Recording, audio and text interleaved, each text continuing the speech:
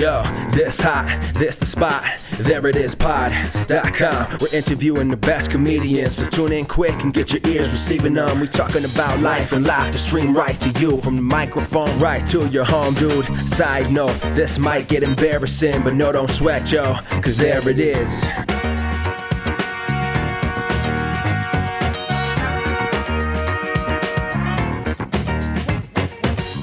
Welcome to the There It Is podcast, a comedy podcast to help you find your inspiration. I'm your host, Jason Farr. Let's do this.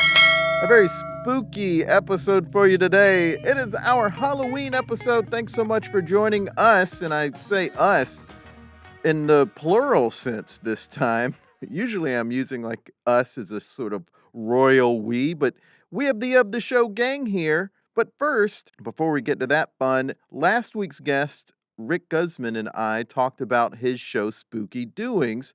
That show is this Sunday, Halloween night, at the Magnet Theater at 6 p.m. If you are in New York City, go check that out. Get tickets at magnettheater.com. You have to be vaxxed. Please get vaxxed. Now, on to today's episode. We have a very fun one. It is a bracket for songs for Halloween. I had a lot of fun putting this together and talking to the Of the Show gang about it. That's girlfriend of the show, best friend of the show, and brother of the show. And let me tell you, it gets heated. Kind of. It's very funny what plays out. Let's just get right to it. Here's my spooky chat with the Of the Show gang. Of the Show gang, thanks so much for joining us with this spooky episode. Let's introduce first to come into my life, brother of the show, Trey. Hello.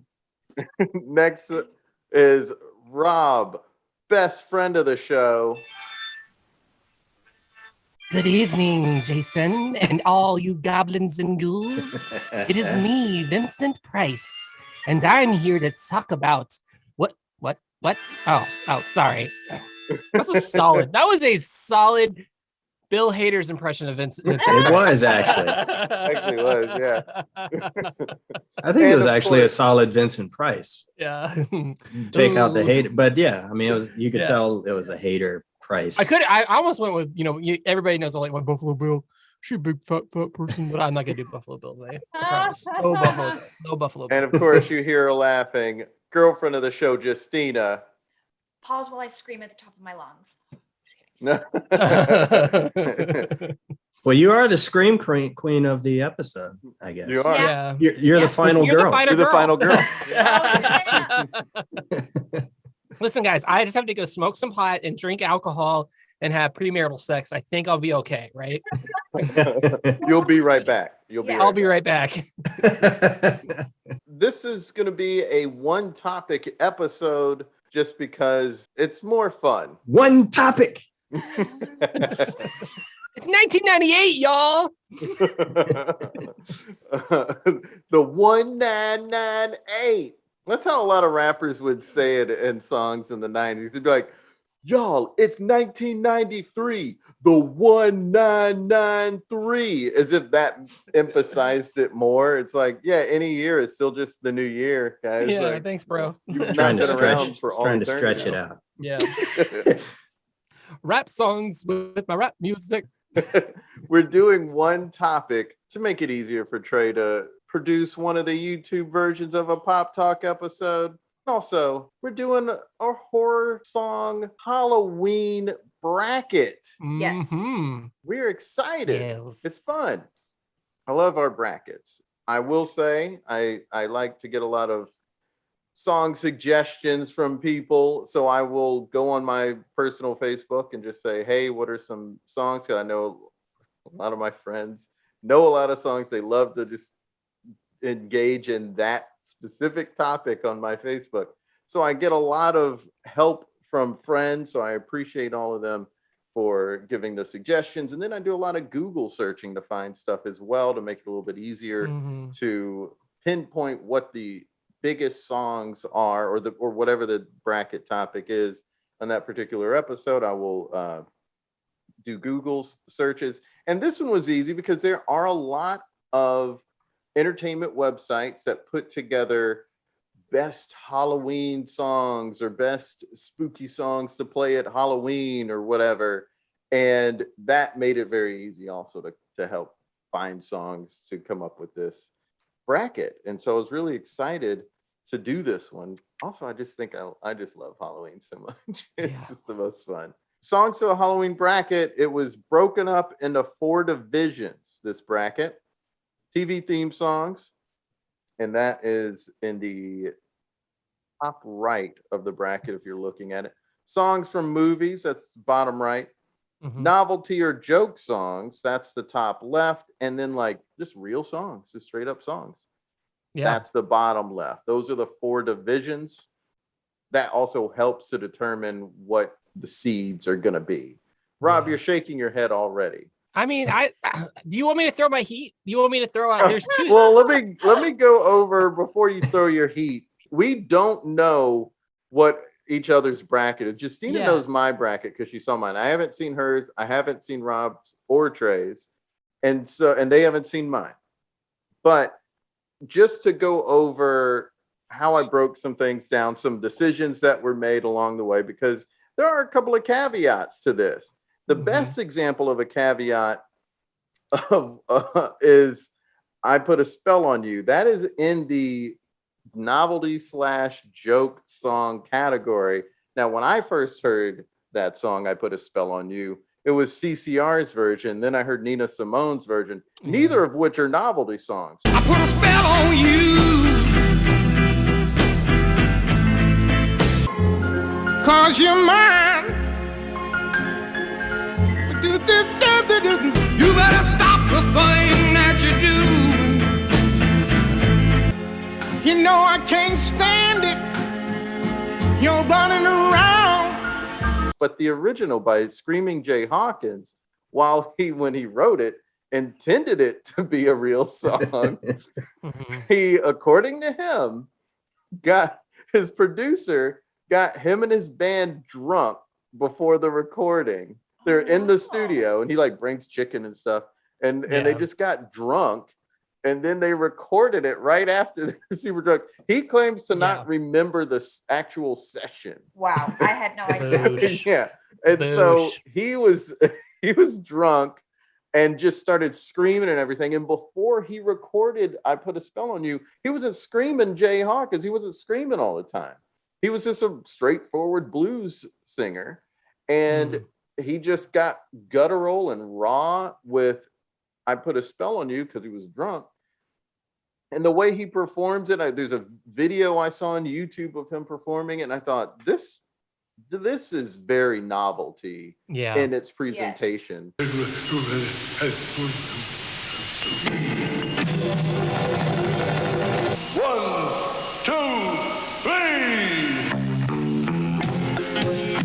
I put a spell on you because you're mine.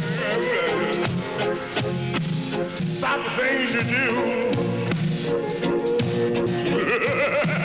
What no?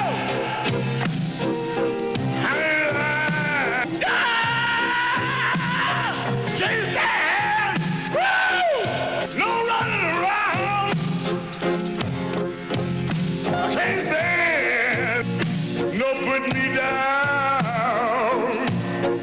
So I felt like it was fair to put it in there on that reason, because it's a little funny that he was just drunk. That makes me feel good about my bracket. How'd you find out about his version? Just someone in your Facebook? No, someone on the Facebook may have said, I had heard of that version. I had not heard it until recently. I just knew that he was the original one to do it, but I just hadn't heard his version because I knew there were so many versions out there.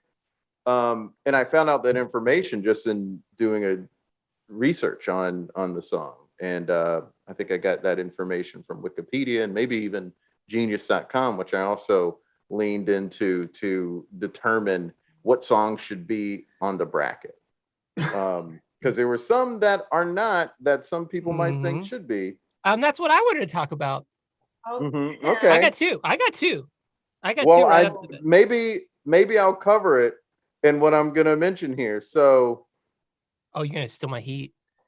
oh, okay, that's your heat. What's not That's my supposed to heat. be on here? I got Well, two. I kind of I want it to be There's- honest that You wanna I explain. considered these. So I want to. No. Well, I just want to name all the songs that I didn't include that people might say, hey, or Rob might even say, hey, that should be on here, and then it'll be an honest, like, okay, Jason already wrote this down. So he. Oh, he you would just be want not- you still want to get caught. You don't want to get caught. No, Yeah, well- that's what it is. That's what Well, it is. if you say it and then I'm like, well, no, I wrote that down, then it's like, I'll believe why would you. anyone I'll believe it? I would. You believe it. would, but why would the listener? Oh, yeah. They don't really trust you. That's true. don't. I get You- that all the time. I get Yeah. private messages all the time from listeners saying, Good I love episode, your I don't trust podcast, it." but I just But I don't you." trust you. Yeah. So here are some songs that I considered, but they just didn't make the cut for different reasons. Alice Cooper's Welcome to My Nightmare. Welcome to my nightmare. I think you're gonna feel you belong. The Eagles' Witchy Woman. Witchy woman? Oh, witchy woman. Ah, witchy woman. Raven hair and ruby lips, echoed voices in the night. Ooh, witchy woman. Meatloaf's Bat Out of Hell. When the night is over, like a bat out of hell, I'll be gone, gone, gone. That one barely missed the cut. Same with Witchy Woman, kind of barely missed the cut. You know, I'm working on a screenplay based off Witchy Woman. Damn, that's Glenn Fry. Man, that's him. Right here. I mean, I can't believe it. That guy's done everything. He's done it all. Miami Vice, Eagles. Hey, Wes. How many lines to get him in bed? That's Fry, man. H is O. Well, you are always bragging about how you can get anyone in bed with 5 lines or less. 3 lines. Ah, no way. No. Get off of me, Jackweed. I'm gonna do this. Come tomorrow morning, I'm gonna have Glenn Fry stank all over me. I'm Glenn Fry. And guess what? The H is O. You're so good on Miami Vice, so good. Why don't you act more? Thank you very much. I'm actually working on a script based on Witchy Woman. I want to be with you.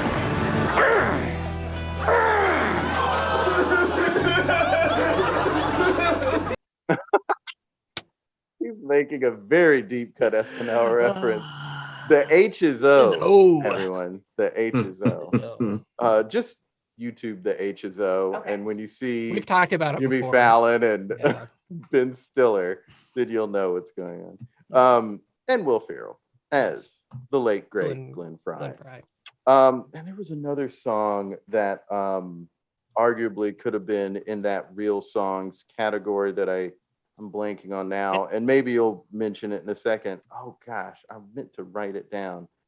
Oh, because I got mine written down and I'm ready for my hot take.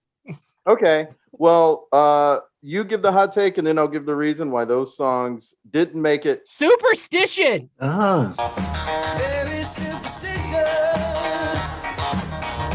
Telling you the bad luck. When you believe in things that you don't understand, and you suffer. Ooh, very superstitious. Nothing more to say. Very superstitious. The devil's on his way.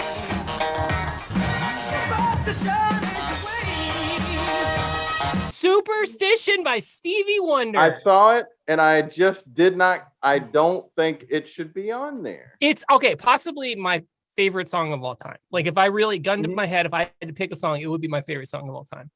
But it is literally about black magic and the devil's on his way, and it's so creepy. Like if you think about the And clap part, Abracadabra and Black Magic Woman were also two. Every time you call my name, I heat up full of desire. Abracadabra, I wanna reach out and grab you.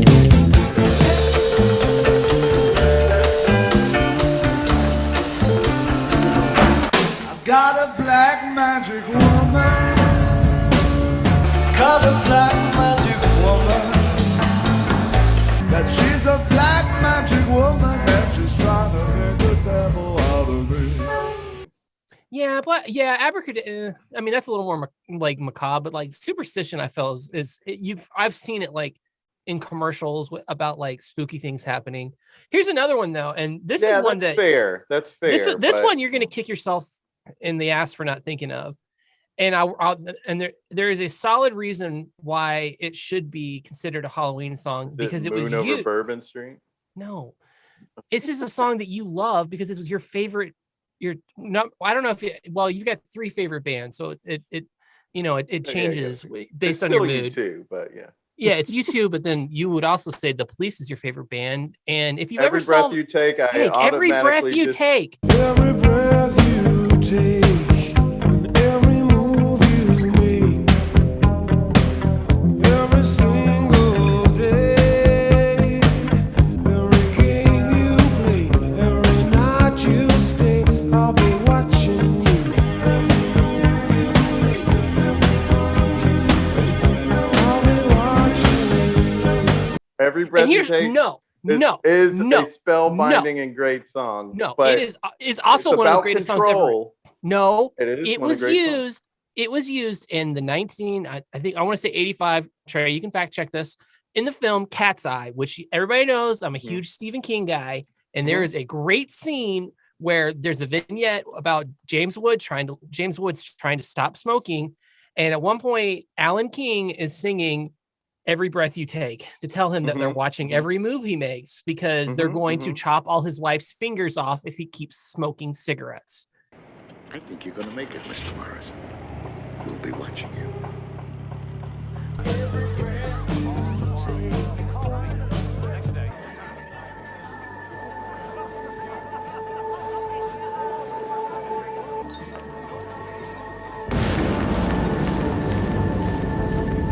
Have a cigarette. Yeah. No, thanks. No, I'm sorry. I quit. I did, really. No, 2 weeks ago, done. 2 weeks, 2 months, 2 years. Doesn't matter. Come on, have a cigarette. I'll be watching you. Oh, snap. So it is a creepy song, and it's always been a creepy song. It's a different kind of creepy. It's like stalking. It's a different kind of creepy. It's on my list, and Justina will confirm here. Justina's looking at the Google sheet. Every breath you take, right there. Is it there, Justina? Affirmed. Okay. Line 42. Row 42. No. Real song. Yeah. So I'm just saying we probably could have nixed it early but Every Breath You Take, it is a creepy song. It's in Cat's Eye. Also, it's just like when you watch like a show like on Netflix, like You is basically just if you took that song and made it a show. So now I have you. Things will be different. There's no such thing as privacy in Madre Linda. Why don't you love me anymore? I was plotting something and I can feel it. Till death do us part. So I've never seen the show You. But I'm just saying that idea of watching someone. I love both of those songs. They are 2 of the greatest songs of all time, and the Police are one of my favorite bands. But you fanboy didn't allow it. I don't know if someone suggested it on my Facebook, but Superstition I did see on like a list or something, as well as Kanye West's Monster. Are you willing to sacrifice your life? Gossip, nigga, just stop it. Everybody know I'm a motherfucking monster. And my eyes more red than the devil is. And I'm about to take it to another level, bitch. And I was like, no, the Kanye, sound of those songs are not spooky. I disagree, but I think the clavinet's pretty spooky on Superstition. It kind of reminds me. It's just so funky to me. So it's like it's like my favorite song of all time. Like it's my favorite drum beat. Like I love like it's amazing. But it's still creepy. It's an all-time great song. They mentioned Black Kites. I think Superstition, if this had been all 32 songs were real songs, Oh, Yeah. it absolutely have been on the list. And it would have been in those songs, all of these songs we're talking about would be in their own category, maybe. Yeah. Well, at least maybe not all of them, but Abracadabra and Superstition would be in their own category. And Every Breath You Take would be in that category too. Whereas Witchy Woman and Black Magic Woman would be in a different category. Yeah. But Yeah. I didn't include Bat Out of Hell because it's just about a car wreck. I didn't include Every Breath You Take because it's spellbinding as the song is. I don't think it really gets musically into a spooky era feel. Yeah, I mean, I'll give you that it's not a spooky sounding song, but the concept of it, and then also the fact that for years people would play it at a wedding, and people are like, "Are you serious? Like, this is not a wedding song. Like, this is like... Yeah."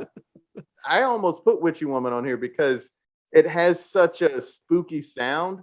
Right. But the song is about a socialite with a heroin problem. So it's not a song that I felt like should be on the list. These songs are solid that you're mentioning, but I just didn't include them because I either felt like the music wasn't spooky or the subject matter wasn't spooky. And in Superstition and Every Breath You Take, I kind of felt like both. But Superstition's maybe just because it's Superstition.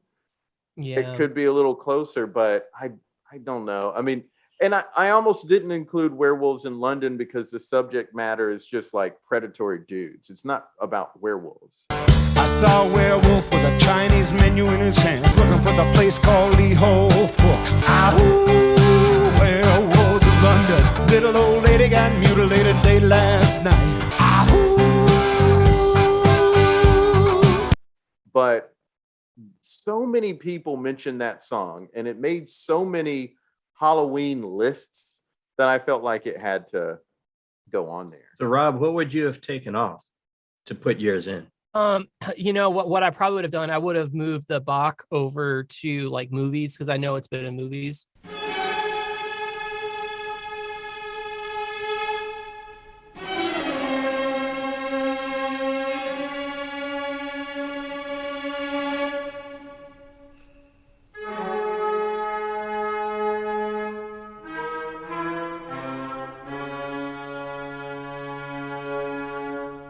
It's fair to move that into the movie category. Well, and I also would have taken out Total Ghost of the Heart. Every now and then I get a little bit lonely and you're never coming around. And I need you now tonight. Every now and then I fall apart. Around bright eyes. We'll be holding on forever. I was falling in love, but now I'm only falling apart. Together we can take it to the end of the line. I don't know what to do and I'm always in the dark. There's nothing I can do. A total eclipse of the heart. Really? Yeah, I didn't understand what that was doing in here. It's a creepy video. Okay, that's fair. It's a creepy video, and the song's a little spooky. And Bonnie Tyler doesn't get why people say this, but it's said to be a song about vampires, and she was like, no. But the person who wrote the lyrics confirmed that it is about vampires and love. So it's when I heard that, I was like 100% on the list. Okay. Now, Don't Fear the Reaper is another song that maybe you could take out.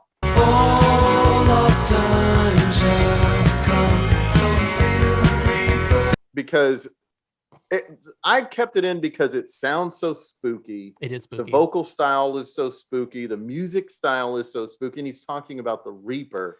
And it's all like, I mean, like,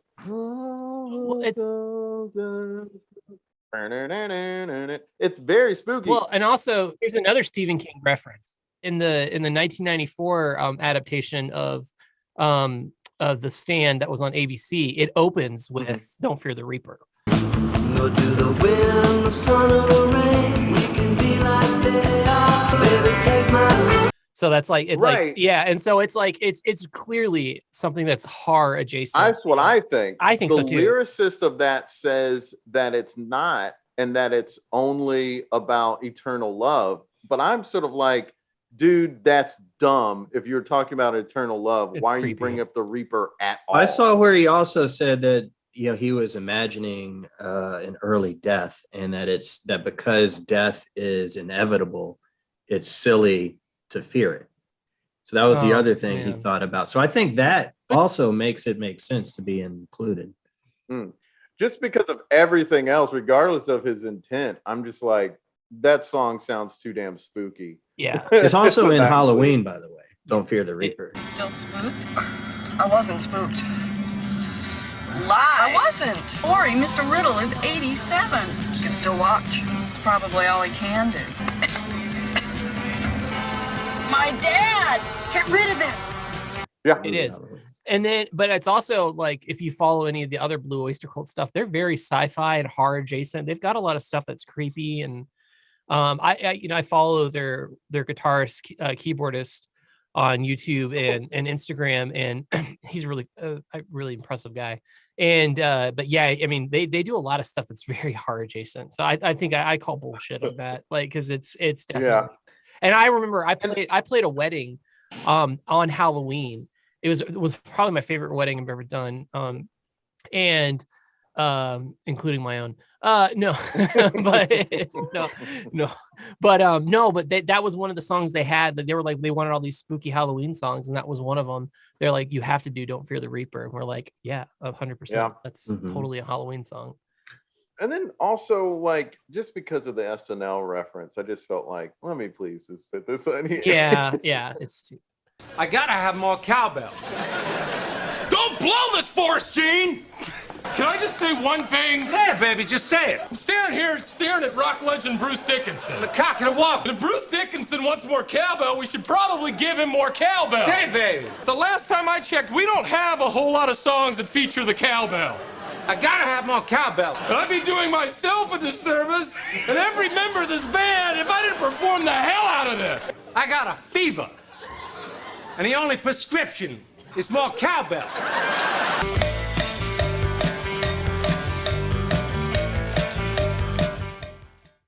Now, one more defense of you, Jason, putting Total Eclipse of the Heart in here, because I think it was in your Facebook request for songs where I first saw that somebody mentioned that it's a vampire song. So I was looking up references to that. And so I saw where Jim Steinman, who's the one who wrote. That makes sense. He's so creepy. Yeah. And he just passed away. Yeah. And he said, I found this quote on Wikipedia. He said, with Total Eclipse of the Heart, I was trying to come up with a love song, and I remembered I actually wrote that to be a vampire love song. Its original title was Vampires in Love, because I was working on a musical of Nosferatu, the other great vampire story. Right. And if you listen to once you read that, turn around. That's I guess that part is kind of scary. Like, turn around. He had that in another song before, and I forget what the other song was. Well, I mean, because Jason McDonald doing so. I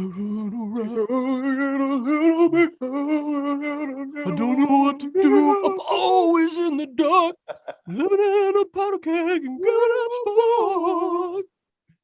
All right, sorry. Yeah. Audience, please vote on who does it better, Michael McDonald, me or Jason. We got to get this on the internet. Rob's going to be more in key, and that's the thing. Yeah, but once you hear that this is a vampire song, it sounds so obvious when you hear it again after that. Oh my God. Yeah, especially like love. What's the exact line? Something about love will last forever, or now love is forever, or something like that. Forever's gonna start tonight. There's nothing I can do. A total eclipse of the heart. Yeah. I kind of appreciated the song more and thought it was funnier more than I did before. And the video. Knowing all of that stuff. The video is the video I thought was funny already. But then I also heard that there's like the place where they filmed was like an old mental hospital or something like that. Yeah. And they would give like a shock treatments and stuff. I don't even know if it was old. I think it was like current or something like that. But they had guard dogs there, and there were certain rooms where they would do the shock treatment. Bonnie Tyler was saying this in an interview, that the dogs would just not go into. They just like refused to go into, and it was like they just picked up on the vibe. Whoa, that's scary. Super spooky. Yeah. Very super spooky. Spooky on the spooks. And I will just to say, I don't know how the correct pronunciation, Toccata and Fugue by Johann Sebastian Bach. I should say in D minor. Toccata Yeah, I was in like, D which minor. one is it? Like, It's true. There's It's the one in D minor, not C major. and there's BMV something. I get the point about like maybe moving that into the movie category, but when it originally came out, I think it was still pretty spooky, even if Bach didn't mean it to be. And there were no movies then. Yeah. Yeah. So I'm fine with putting it in the real songs category. But Tubular Bells was not intended to be for a movie, and the person who made it does not like that the use of it in The Exorcist.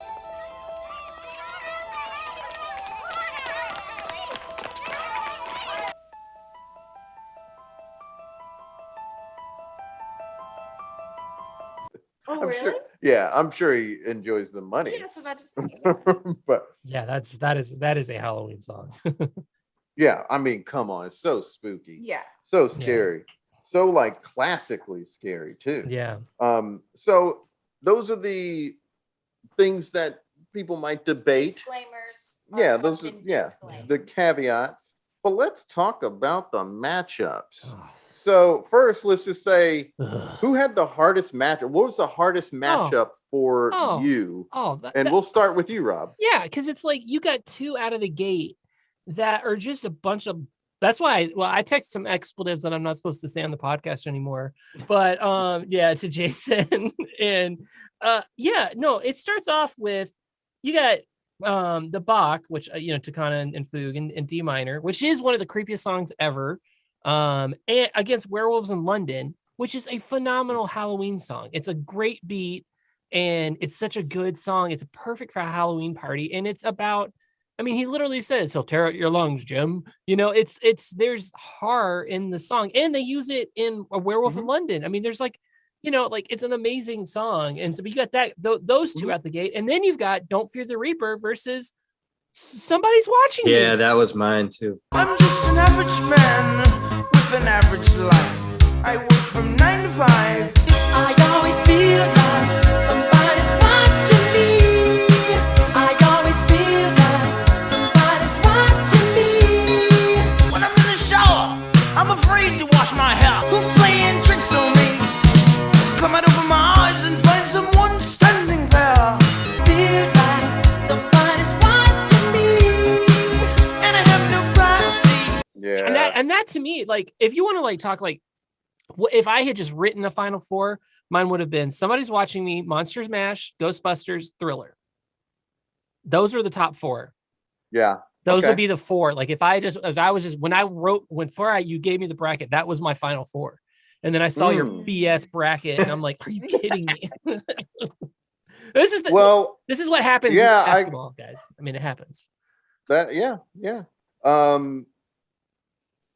was the first one that you remember? Oh, so Werewolves in London, I was ready to give that a high seed. It ended up in a 7th seed because I read what the subject matter was about. And I was like, man, this is so outside of spooky and it's just like too real life sad. But because it's really just about predatory men. That's honestly just what the song is about. It's not about werewolves. It's not about anything spooky. And then the sound of the song is not very spooky. So the predatory men are the werewolves? So much that I had to put it in there. Yeah. It was like saying like he tore up a woman last night or something like that. Like that's what it's about. Oh, and I thought it was like literally meaning like tearing up a woman, my entire life too. Well, it's performed sort of that way. Like it's meant literally. Using it figuratively, right? Like he's talking about, he's using werewolves figuratively and using werewolf tropes, so to speak, to like make this story and sing this song. So that's why I was fine with putting it on the bracket, but that is why it ended up being a tougher bracket in that particular category. Did you have any others that were a tough matchup for you, Rob? Yeah, I mean there was a couple. I hated getting rid of The Omen.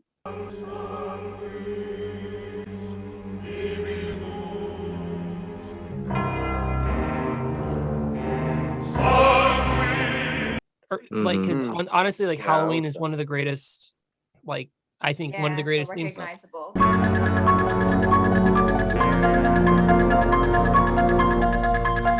Yeah, it's so amazing, and Carpenter's just an amazing human being. But the Omen, it is such a creepy song. It is so good. And Yeah, it's so It good. That one was unfortunate that hard. That got an 8th seed because it was really good. But one thing I didn't mention before was I did Google searches and I was looking to see like how much a song got like Google hits, and then I looked on Spotify to see how many listens it had, and YouTube and to see how many listens it had, to give everything a fair shot, because there were songs that I love, but they were like not first seed. I didn't put them first seed because I liked them. I put them first seed because they had the most listens and they had the most Google hits, and so that's why The Omen ended up being so low.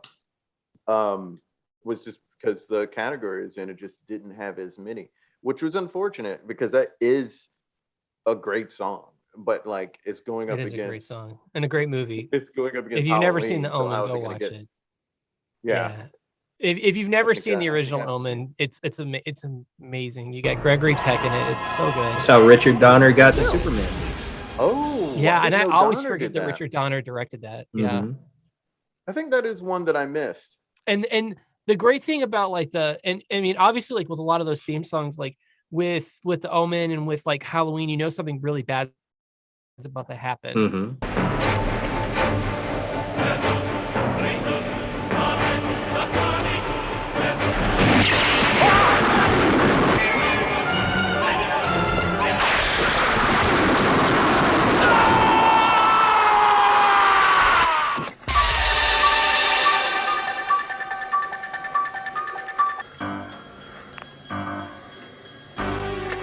Hello?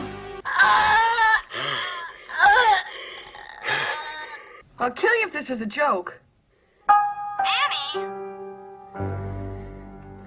And especially with The Omen, because a lot of that is very built up on like, you know, like an accident's going to happen. Yeah.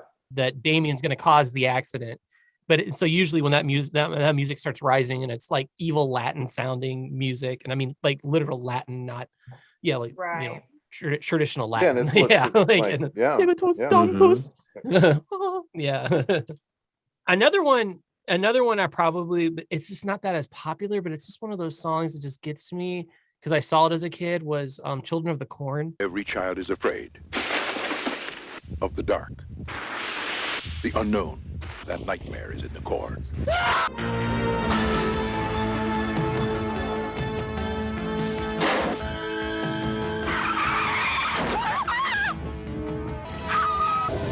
Stephen King's Children of the Corn, an adult nightmare. I don't know if you guys ever saw that one. It's got Linda Hamilton in it, and it's a Stephen King thing again. Malachi, he wants you. Children of the Corn. Trey and I used to make a joke about that song all the time. Riders on the Storm. We would sing Riders on the Storm as Children of the Corn. Riders on the storm. Into this house we're born, like a dog without a bone. Riders on the storm.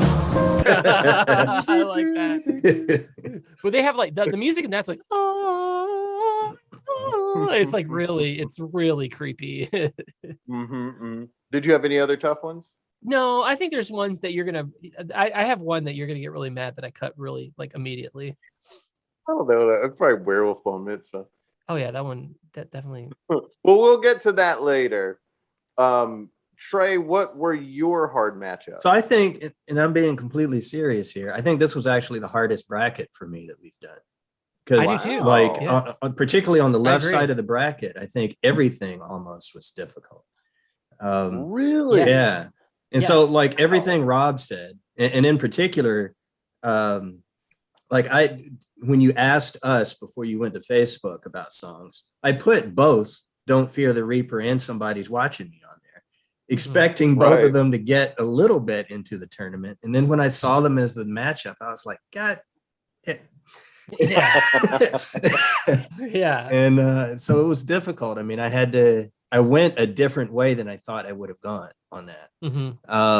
Another one that I suggested to you before you went to Facebook was Nightmare on My Street. Now I have a story that I'd like to tell about this guy. You all know me as me scared as hell. He's burnt up like a weenie and his name is Fred. He wears the same hat and sweater every single day. I can't believe that there's a nightmare on my street. And something about Elm Street was the movie we saw about this homeboy named Fred and this girl named Liz. When I got home and laid down to sleep, that began the nightmare on my street. Going up against Werewolf Bar Mitzvah. Werewolf Bar Mitzvah, spooky, scary. And I actually didn't remember Werewolf Bar Mitzvah. And when I looked into it, I saw why. It was a cutaway in an episode of 30 Rock. So it's easy. But it's a full song. It is a full song. Yeah. I found the full song. Yeah. It was finding the full song. But it wasn't, you're right. It was not like a full song in the episode. Right. So if all you did was watch the episode, it's maybe you'll remember Tracy Morgan dressed as a werewolf with the Michael Jackson jacket. Right. But you wouldn't necessarily remember the song. So, but I'll tell you, Trey, I will say that when I moved here to New York, I was talking to a good friend of the show, Tom, which is the best friend since I was second grade. And he made some kind of random reference to that song. Like, I think I may have said something that triggered it, and he just went, boys becoming men, men becoming wolves. Boys becoming men, men becoming wolves. And I was like, this is why you've been my lifelong best friend. Because he wasn't, in a obvious way, triggered to say that. He just randomly mentioned that. I was like, man, I love that song. That is a great line. And that's one of the, so that became a difficult matchup because I went and looked at the clip and then went and listened to the whole song and then read up on how the song came to be. And I was like, damn it. Trey, look up at the sky. It's a full moon on the Sabbath. This is scary. I was working late on my Haftorah, and to my surprise, there was a werewolf standing there. My son, you will be a man. But tonight's the time to join the wolfing. Werewolf Bar Mitzvah, spooky, scary. And I nearly dropped the Torah when my hands turned into paws. It was a rocking werewolf zoo at Temple Beth Emmanuel. Boys becoming men, men becoming wolves. We had a lot of fun making circumcision jokes. Cause you gotta love Bar Mitzvah even if you're not an artist. No, I don't want this. I don't like this. This is scary. Mazel tov. I know that was a hard one because I mean obviously because of our love. I don't know. I assume our mutual love of Fresh Prince. Yeah, you kind of have to go for Nightmare. sure. Yeah. Yeah, it would have been nice if that could have gotten into the second round. But I like it. You're like, it would have been nice if this thing I created could have happened, but I created it. I let the chips fall where they may. I had to just go by what the information I researched told me, and not. The only time I had to go like, not this song, but that song was when I did the real songs. That was the hardest thing for me in this entirety of doing this bracket. Filling it out and then choosing the seeds was dealing with what the last two songs would be, the 7th and 8th seed for the real songs. Yeah. But all of that was difficult. And then you get into deeper rounds. Then on the right side of the bracket, it got harder. Yeah, it got harder there. So if I did this bracket again next year, it might look complete with the same songs in the same placements. It might look different. I mean, my final two would probably be the same. Actually, definitely be the same. I guarantee my final two would be the same too. Yeah. But it would be mine too. Yeah. I wonder if I don't know. I don't want to like guess, but I would guess that we might all have the same final two. We have to. I think I know that Trey, Rob, and I have the same one. Justina did tell me what her final is, her champion, but I don't know how she got there. So whatever your controversial pick isn't as controversial as I was guessing. You talked about how controversial one of your picks was, and I was like, oh, it had to have been. It's one of my final. It's maybe two of my final four picks that is going to make people go, "What? Why?" I am fully on board with it. Yeah. Did you have any other tough ones? That was it mostly. And we'll probably get into a little more talk of it as we get deeper into the bracket. But one note on Nightmare on My Street. I can't believe that there's a nightmare on my street. And I literally didn't know this factoid until either last night or this morning when I was listening to all these songs again and looking into it. And I was watching on. It's about when he and Jada were. No. Well, I was watching on YouTube, and I just kind of assumed I had seen that video before. But I think that I literally just saw the video for the first time because when the song first came out, it was considered to be a part of Nightmare on Elm Street 4. And then the producers decided against using it because that's when the song came out. No wonder it's such a random song for just someone to decide to do on their regular album. Right. I mean, I guess they were just big fans of the franchise, so they just did it. And then, but then the producers, I guess, somehow found out about it and they were considering using it. Then they decided against using it. And once they decided against using it, the film people sued DJ Jazzy Jeff and the Fresh Prince, or at least the record label, because they sampled the theme song of Elm Street, which I assume is why you didn't have Elm Street on the brackets, Jason, because it was sampled in Nightmare on My Street. But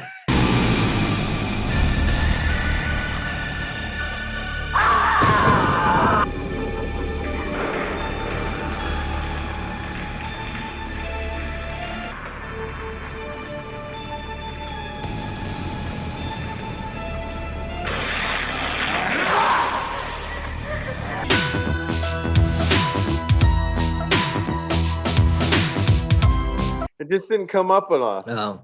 Didn't come. Surprisingly, it didn't come up a lot. I figured he didn't bring it up because he doesn't like films directed by Rennie Harlan.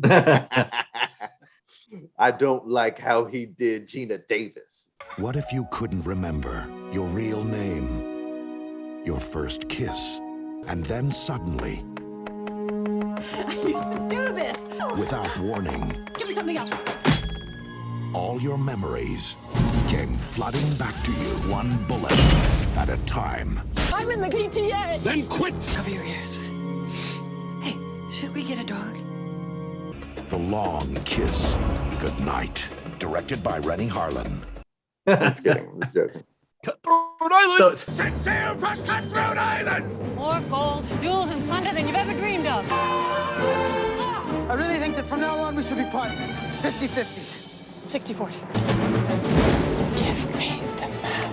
Give me a kiss first. I love this! I love it! anyway, when Fresh Prince got sued for the song, the video got destroyed. Wow. Destroyed. Like they destroyed it because it's like, we're never airing this because we just got sued for this. And whenever they re-released the song just as a single or on the album, it came with a disclaimer that this has nothing to do with Nightmare on Elm Street. It's not part of the soundtrack. It's none of that. Oh my gosh. Yeah. And so in 2018, someone found footage and it got up on YouTube. And then eventually it made its way to the DJ Jazzy Jeff and Fresh Prince Vivo page. And so that's where I found it. We'll drop that in for the YouTube enhanced episode right now. I pushed the power button and then I almost choked. Broke outside in my drawers and screamed so long, cuz. But the reason why I looked up all of this is when I was watching the video, I was like, why didn't they get Robert Englund in here? Like there must be a story behind that. And it's just like some dude looking like a Frankenstein who is playing basically Freddy in like a handmade, like a bootleg claw glove. Here's what we'll do. We got a lot of work here. Me and you. You got the body and I got the brain. So I was like, why did they go this way with it? And so I've not seen it in years. I just know the song. I haven't seen it. I'm gonna have to go and watch the video now. Like, because I realized I must have never seen the video because of this, and the video even had the disclaimer in front of it. That was That's funny. Wild. Well, let's move on to the tough matchups for Justina, and then I'll mention my tough matchups. I had 0 tough matches. Oh wow! This is the easiest one for her to do ever. It was pretty easy. When I saw my song on here, I was like, well, let me just move everything around. Yeah. And she listened to the Spotify playlist. Yes, which was very helpful for me. I think I pretty much knew 90% of the songs, actually, not by name, but then like I would hear them and I knew them. That's what Toccata and Fugue was like for me. Was like the second I heard that first riff, I was like, oh, that song. Yeah. Yeah. That's how that one is for a lot of people. It's like, oh yeah. Well, here are the matchups that were tough for me. Don't Fear the Reaper versus Somebody's Watching Me. That was tough because I'm on the same level in my love of those songs. I like both of them equally, so it's like I don't know. And Total Eclipse of the Heart versus Psycho Killer. I can't seem to face up to the facts. I can't sleep cause my bed's on fire. I'm a real live wire. Psycho Killer. Run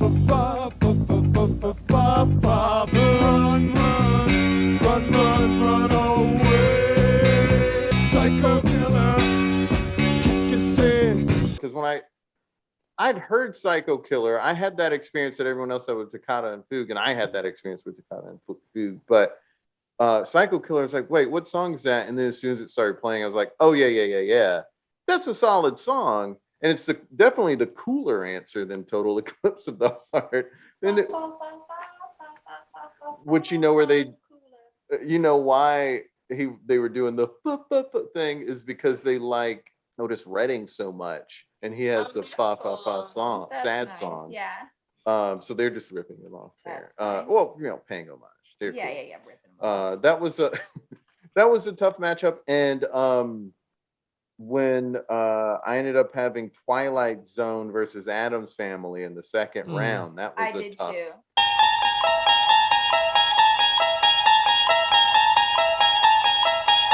The Twilight Zone.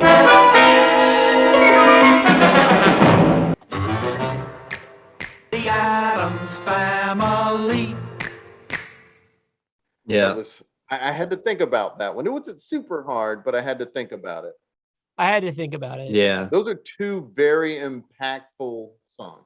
Then I had to like take a step back and then think which one of these was actually remixed by Tag Team. Tag Team back again. Tag Team did it for the Addams Family movie. But Addams Family Values.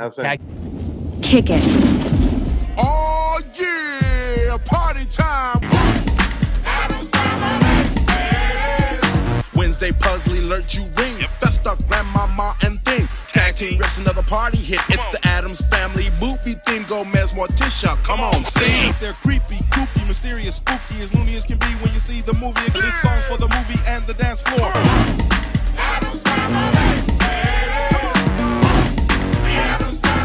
Cut. The first one was but the second one was Tag Team. Yeah. Which neither of those. They do what they want to do. Say what they want to say. Do what they. Yeah. That was one of my tough ones too. I think we're pretty much all on the same wavelength on this one. I think so. Yeah. I think. Oh, also tough. Psycho versus Tubular Bells.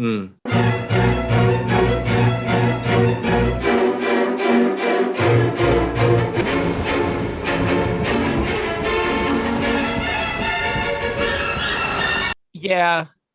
That happened in the second round, and yeah, me too. Both also like so great, but I realized that I think more about the Psycho theme song than I do the Exorcist theme song. So I had to go with Psycho. I went the other way. When I hear Tubular Bells, it makes me think of standing in line at like a haunted house or a haunted hayride or something. Like Tubular Bells is just one of those. It's great. They're both they're both amazing. Bernard Herrmann's a phenomenal composer, and so he did, and like so the Psycho theme is amazing. But to me, it was Tubular Bells, but that was a really hard choice. But Rob, if you're talking about being fans of remixes, I mean, Busta Rhymes sampled Psycho. Y'all niggas had enough? Give me some more. Y'all niggas want the wild shit? Give me some more. Yo, Spliff, where the weed at? Give me some more. Everybody spread love. Give me some more. If you want it, let me hear you say it. Give me some more. You're right, he did. Give me some more. Give me some more. Give me some more. Give me some more. And Psycho is definitely one of those, like, it's absolutely one of those universal, people know that. Even if they've never seen Psycho, they know that it's about like getting stabbed in the shower. Right. Oh yeah. And there's also like two distinct parts of the song that stand out, because the part that Busta Rhymes sampled is different from the from the shower.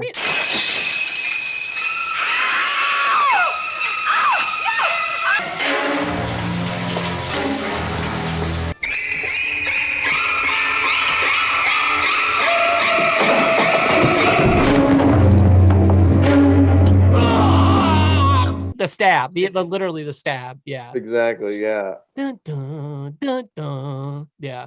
There's some guy in the theater when I saw the remake of Psycho behind me who was, because the Busta Rhymes song had already been out. And so when the song started playing, he didn't realize it had anything to do with Psycho. He just knew the Busta Rhymes song. He kind of laughed when it came on, and he started going like, give me some more. Jason, be honest. It was Vince Vaughn. He was behind you at the movie, and he didn't realize. Vince Vaughn was the guy behind me in the theater. He was the guy behind you, and he didn't realize. Oh, I didn't even know that this song. I just song, and it's you. Input Seth Meyers, Vince Vaughn impersonation. Although as much as I love Tom Hiddleston, I really wish mid-2000s Vince Vaughn was playing Loki. Buddy, you're breaking my heart here. I would never lie to you. Sure, I would embellish for effect, sure. Yeah. Buddy. buddy. Buddy. Yeah, that was very funny. Yeah. Now let's talk upsets, but let's go in the reverse order. So I'll go first. This sort of will reveal where my bracket went before I even mention what my final four were. But Werewolf Bar Mitzvah versus Agatha All Along. Nope. And also over Nightmare on My Street.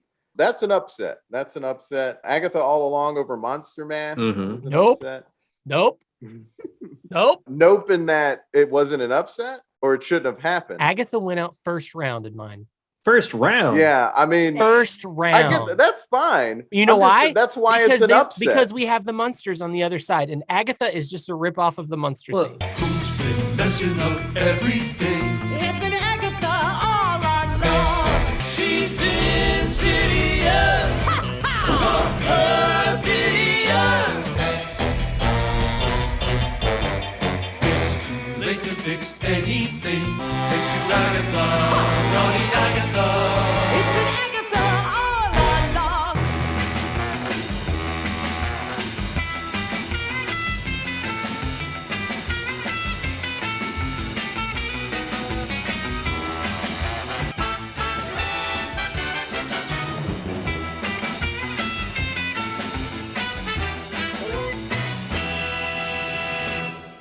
See, that's what I said too, Rob. It's just like, yeah. See, that's fair. That's fair. I thought it was so funny that I liked loved it. I thought it was great in the show, but it is literally a ripoff of the Munsters. Well, see here, so I agree, and obviously it's hugely similar. Like almost every time I heard Agatha All Along, I heard it with the Munsters theme. Yeah. But when I was re-listening, so funny, yeah, I mean it's a great. But when I was re-listening, to me, Agatha All Along and the Munsters are as similar as when we were talking about John Mayer a couple pop talks ago with Last Train versus in Africa. Africa. One of the commenters on YouTube said, "I didn't realize how much I missed the rains down in Africa."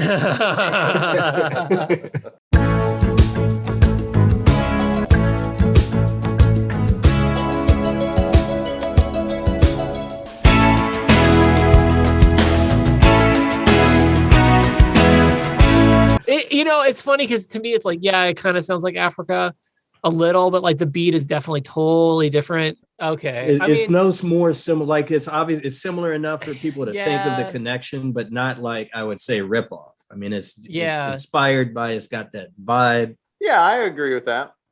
I felt like there was going to be recency bias with it too, just because it was, it was probably to me, it was the best part of the show. And so it was really funny. It was, it was a great, plot twist. But to me, it was just like, yeah, this is the Munsters. Like I just. But that is why it's a huge upset. Yeah. Yeah. And I will say, I mean, going to talk about how great it was in the show and greatest part, not to rehash old pop talk topics too much, but it's an example for me of why that show needed to drop once a week instead of all at once, because that song would have been ruined for me if it had dropped all at once and people were already singing it before I got to that episode. Oh yeah, and it's just like, I mean, it dropped and then like there was like, but like the next day, like there was like remixes of it that were so good. Yeah, like the hip hop version and the.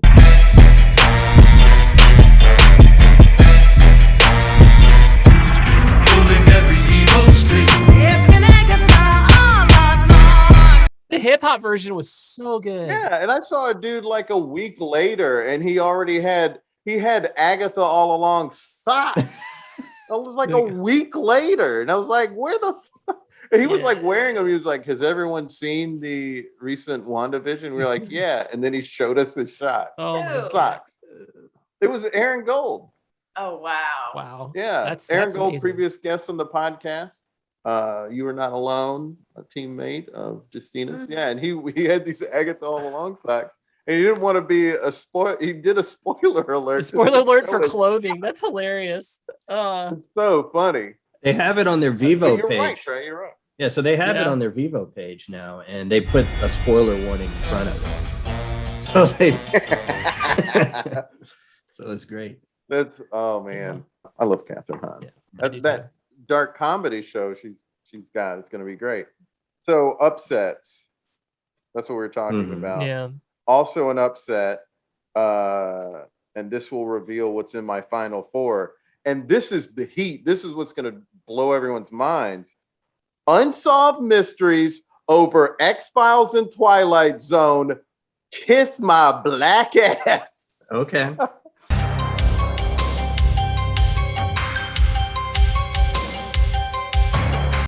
Yeah, Unsolved Mysteries in my final four. Deal with it, America. All right then. Well, I feel as a white male that I don't get my voice heard enough in popular culture. So right now I'm triggered. No. Yeah. No. Here, I'll tell you why. Because I don't know I would have gone this far with it had I not had this experience. When I was going through this bracket, I was listening to songs again, just even though I knew them, I was still just going to listen to them again. And I was like, oh yeah, Unsolved Mysteries has to go on there. Because I just, it was such an impactful part of my life. I heard 2 seconds of that damn song, and I was getting like little 8-year-old Jason Farr was freaking out. Just hearing it. It took me right back. But seriously, I heard it and I was like, I was getting freaked out hearing it. I was like, no, oh no, there's a mystery. Yeah. And it's unsolved. Oh my god. Oh no. I would get so freaked out watching that show. And the music of that show has such an impact on me because that song became synonymous with like creepy for me as a little kid. And then in the episodes when they started doing the like update and the like update music was very triggering for me too. But in episodes when they did not have that update music, I would be like, so they're still out there. Yeah. Like they're outside my house. They're literally outside your house right now. I would literally be scared about that as a kid. Wow. And because of that, I had to vote it over X-Files and Twilight Zone because it's scarier for me personally. Yeah, it's about the feeling. Yeah. So those are all my upsets. Did you have anything you would quantify as an upset, Justina? Maybe just I've said too much already. It'll give away my whole bracket. Nothing in the first round that was like too bad, so sad. I guess Spell on You. I don't know if that's an upset. That is an upset because that was I put a Spell on You as the number 2 seed in that division, and that lost. Well, how did it lose? Spell on You won for me. I Then that's not a Okay. Grinning Ghosts. When hinges creak in doorless chambers, when when ghosts are present, practicing their terror. When the crypt doors creak and the tombstones quake, Spooks come out to swing and wake. grin grinning ghosts come out to socialize. Shrouded in a dark disguise, grin grinning ghosts come out to socialize. It's a 7th seed. Say it 3 times fast. Grim grinning ghost. Grim. I had that. I had it beat. I put a spell. You on had it beat? I put a spell on you? Wow. Yeah, absolutely. Because that is an upset. Because if you've done the Haunted Mansion ride, it's scary as hell, and that will stick with you. And that's fair. To me, I put a spell on you is like more of like it is. I could see it as a Halloween song. I'm not going to doubt it as a Halloween song, but it's more. I hear like Nina Simone, and I hear CCR's version, and so it's different. It's more of like a blues song to me. And that's fair. But whereas when I heard that, I got triggered thinking about the Haunted Mansion ride, and I'm like, no. But having never done the Haunted Mansion ride, I was like, okay, I get it. I can't even finish this Haunted Mansion song. Like, I did not listen. I tried to listen to it twice, and I didn't finish it. Yeah. Because I was like, all right, I get it, and this is getting a little long in the tooth. Yeah. But if I ever experienced it like you did, I would have had a similar experience to you probably. So I like Jason, I didn't do the ride. So I didn't have any knowledge of it prior to this bracket. But when I listened to it, I actually liked it a lot more than Jason did. Like, I thought it was a solid song outside of the scope of it being a Disneyland ride. And it gave that Vincent Price feel. Because of Thurl, I looked it up. Thurl Ravenscroft is the one who's singing. Oh, and he's the one, he's the voice of Tony the Tiger. Name? Tony the Tiger. What outfit from Tiger? Sugar Frosted Flakes. With just the right amount of frosting for kids and adults. How did I teach you to say it? It's great. And he's saying, "You're a mean one, Mr. Grinch," in the special. You're a mean one, Mr. Grinch. Yeah, that's what I was thinking of. Mean One, Mr. Grinch. Yeah. Yeah. And so it's, it's just a 5.5 minute song. So like a couple minutes in, I was like, I got it. All right. I don't need this. No. But again, it's an experience. But some of these songs, like Halloween's like basically like that one thing that, and then the dong, right. Dong, dong, so it's basically like two kind of music parts. Like, so yeah. Did you have any other upsets there, Rob? Well, yeah. Like I said before, like, it was really hard to have Halloween go over, like the Omen, like that's. But no, and one it's not an upset. I just kind of feel bad that I had to immediately scratch it off. Was the Time Warp? It's astounding. Time is fleeting.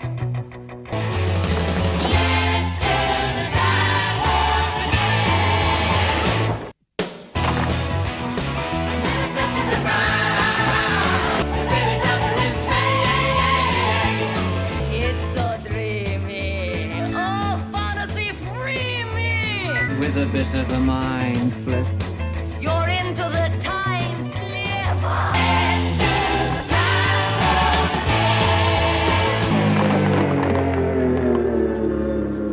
Just because, like, my two older sisters were obsessed with Rocky Horror Picture Show.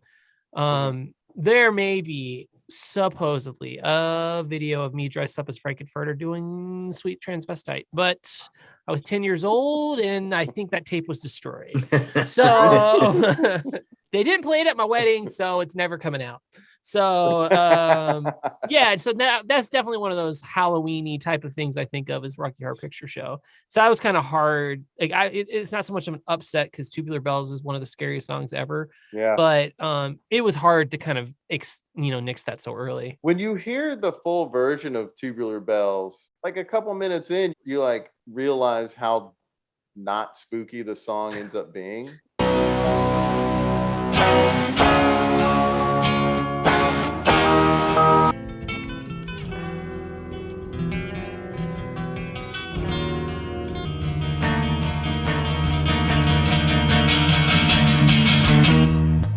Like the beginning is very spooky and scary, and then later in the song, you're like, "Oh, I understand why they didn't use this part."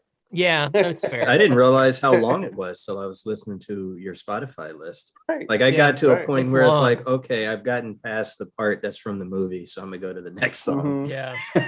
Trey, did you have any upsets? So remind me again the seating for Toccata and Fugue Yeah. in Werewolves in London. That is 2-7. So it's like, an NCAA bracket where the first matchup in any division is 1 versus 8, and then it's 4 versus 5, and then it's 3 versus 6, and 2 versus So 7. Toccata and I Fugue didn't is know 2. Mhm. All right, so that I do not have an upset there. I went with Toccata and Fugue. I went with Werewolves.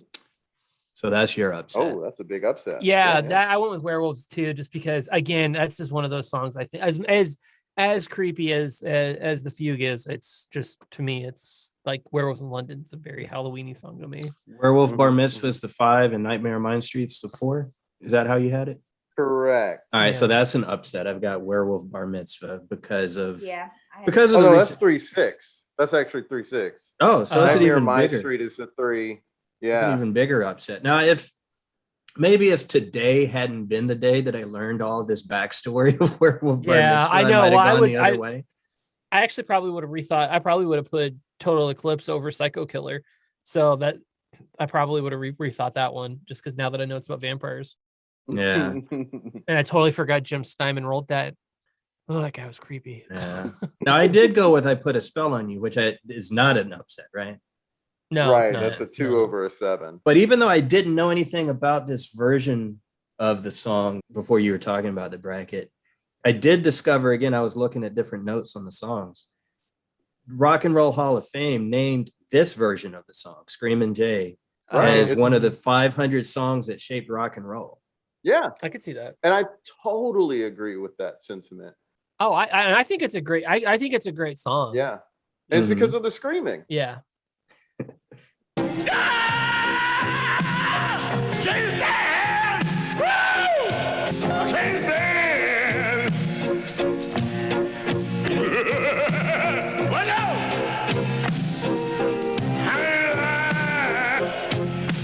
No running around. No putting me down. He gave people a new thing to do in rock. By So screaming like Jason, that. I'm wondering, like, you had Monster Mash. When did it go out? It went out second round. In the second round, because Monster Mash definitely beat I Was a Teenage Monster. Which who is going to pick I Was a Teenage Monster or I Was a Teenage? I picked the Teenage Fun. Creature because I was immediately like, screw Kevin Feige. Oh, yeah, right, I did. you I did. had Yeah, no yeah, yeah. I had no connection to that song. It was pure not recency bias. I guess it's a recency bias in the sense I'm like, nah, brah. No. It was biased towards Yes. Biased against recency. You're like, It was I don't biased. want to have. I'm the recency Ben bias. That's what I Shapiro mean, of yeah. this show. That's what I do. So, facts don't care about your feelings. But like if you're making a Spotify playlist or a Halloween party, your number 2 song is probably going to be Monster Mash. I was working in the lab late one night, when my monster from his slab began to rise. To my surprise, he did the mash. He did the monster mash. The monster mash. The guests included Wolfman, Dracula, and his son. With their vocal group, the Crypt Kicker 5. They played the mash. It caught on in a flash. They played the mash. Out from his coffin, Drac's voice did ring. Seemed he was troubled by just one thing. Whatever happened to my Transylvania twist? It's now the mash. It's now the Monster Mash. It's now the Monster Mash. And you my graveyard smash.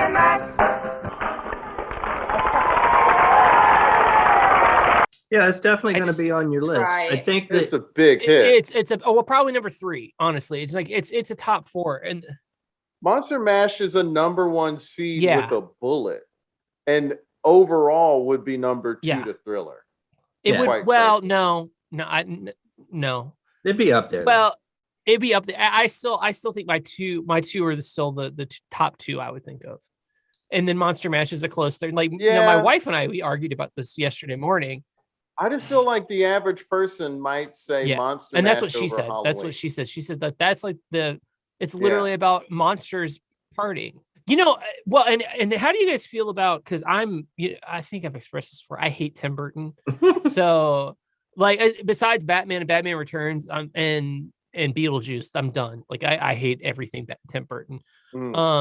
Ed Wood, I guess that's pretty good, but that's about it. Okay, those 4, that's it. But besides that, it's like I've never really had any connection to A Nightmare Before Christmas, and I know he didn't direct the film, but it's it's definitely a Tim Burton thing, and so. And a lot of people like that this is Halloween, and so it's a story he was trying to do since like the early 80s, so it's definitely his. Yeah. Oh my God, I just realized another song you forgot. What? Speaking of Danny Elfman, Dead Man's Party. Walking with the dead man over my shoulder, going to a party with no one still alive.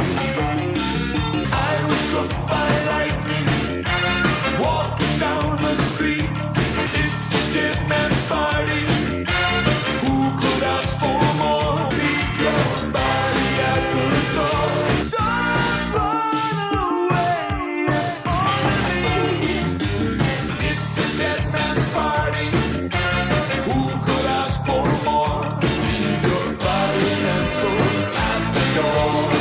Yeah, that was actually in the running. It ended up not getting in the list because it doesn't have as many list or Spotify plays as the songs that did.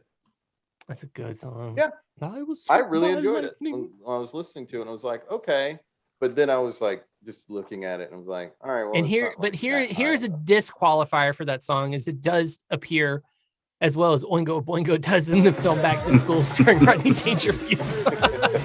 You're welcome, Trey.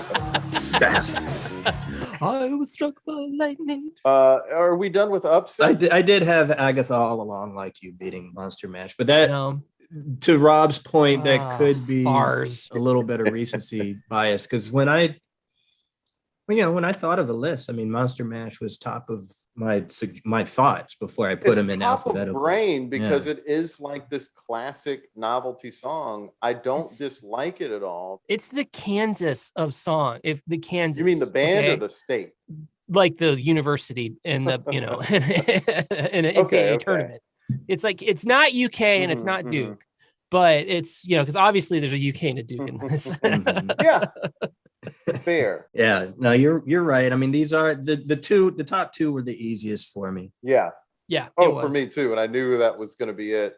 And I was like purposely not saying to myself when I was like just seeding stuff, I was like, don't start matching stuff in your matching things up in your head before you finish this. But I was already like, but of course the top 2 are the top 2. The top 2 are the top 2. Even though I knew what I thought the top 2 were going to be for me, I made sure to listen to all the songs and start filling out the bracket organically. Yeah. And it just, of course, still went there. Honestly, in my final 4, number 2 song, it was really like, oh man, this is hard to like push this one. Like it was hard to push one out to get, but I was like, it's still like to me, it's. I know what your number 2 is. Do you want to go first with your final 4, or should I? Since I probably have I'll go with my final 4. So. My final 4 is Monster Mash, is Addams Family, because to me it's right. It's a little more Halloween-y. I just love the Addams Family. I don't know if you guys heard of this album. It's called Thriller, and so I have that. and then obviously, okay. Let me just say this because I just got my son into the song, and I love it because every time the line comes up, I get to sing it to him. And it's like, he doesn't realize that I'm singing it inappropriately. And he just thinks I'm into the song, which is I get to say, Bustin' makes me feel good. Oh, that's your number 2. Okay. That's not your number 2? Nope. So we do not have. Trey and I have the same number 2. What? Oh my God. No, it's Ghostbusters. What? Who you gonna call? I ain't afraid of no ghosts.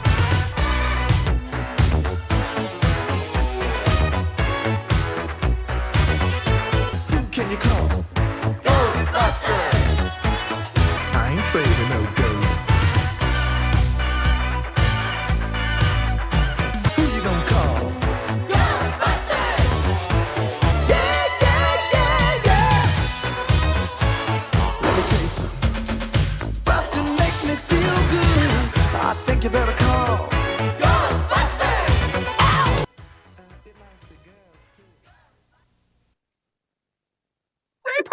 Jr.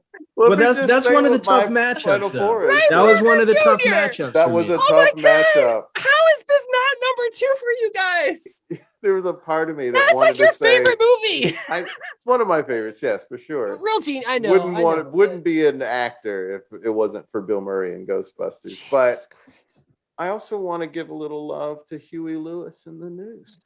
Oh no, I'm kidding. It's just I want a new drug, everybody, just faster. I want a new drug. One that won't make me sick. One that won't make my mouth too dry or make my eyes too red. Just We're slower. It wasn't until that behind the music that I learned that, and it was and the way they teased it to break, because they said, "Oh," and then they were asked to do the movie, and they said no, and then they heard the song, and they were playing "I Want a New Drug," but then I realized because of how they teased it that it was Ghostbusters, so they stole it to make Ghostbusters. What is your guys' number 2? Okay, so here's my final 4. Werewolf Bar Mitzvah, Unsolved Mysteries, Everyone Kiss My Black Ass. No, Thriller, which it's got to be in everyone's final 4. Yeah. And Halloween. Yeah.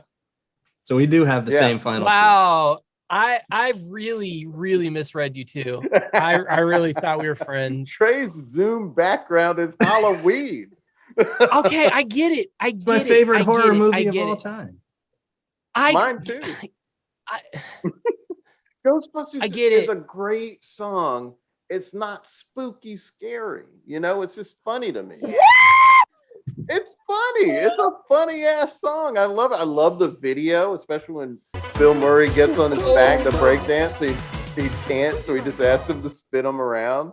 I love that. And that part where Ray Parker, it's iconic. It's iconic, Rob. This is a tough bracket. It's the toughest bracket we've had. It was up against Halloween. I mean, I hate the video. I hate that my internet's not working. You can't see me. Like, I'm emoting so much right now on camera. Honestly, if movie songs weren't together or something like that, or if Ghostbusters were in a different category, then it probably would have been in my final. Yeah, it's an iconic song, Rob. Tell me, okay, it's just two iconic songs against each other. What's your favorite scary lyric in the Halloween theme? Come on. It's just a feeling of it. Because it's not funny. I'm afraid to know Michael Myers. I don't think it's scary to say I ain't. I think saying ain't already makes it not as scary. Here's the thing. I ain't afraid Ray to know Parker ghosts. Jr. was told to basically, you have to figure out a way to make Ghostbusters a theme, and he did it. He did it. And the way he we've did already it was got the music he for said, you. I am not going to say Ghostbusters. I wrote a song called Who You Gonna Call?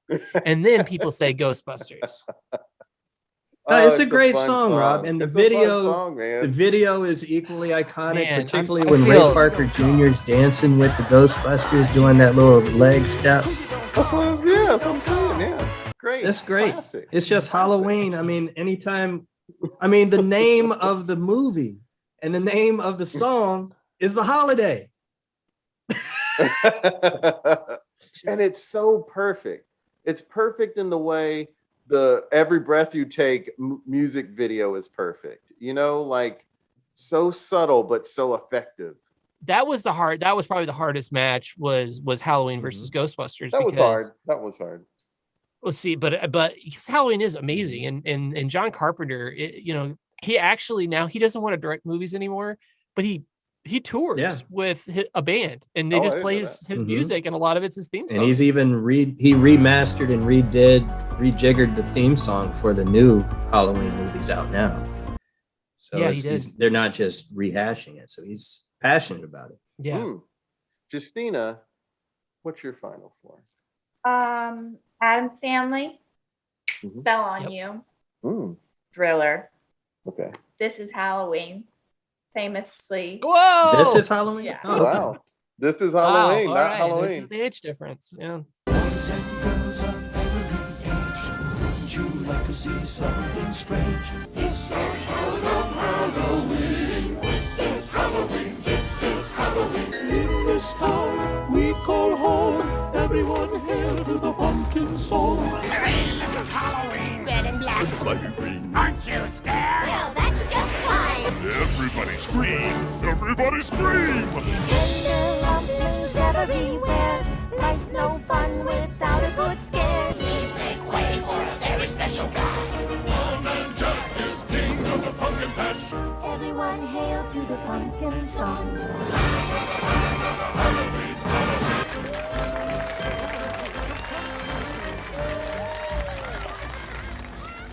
And you said I put a spell on you. Okay. Yeah. So yeah.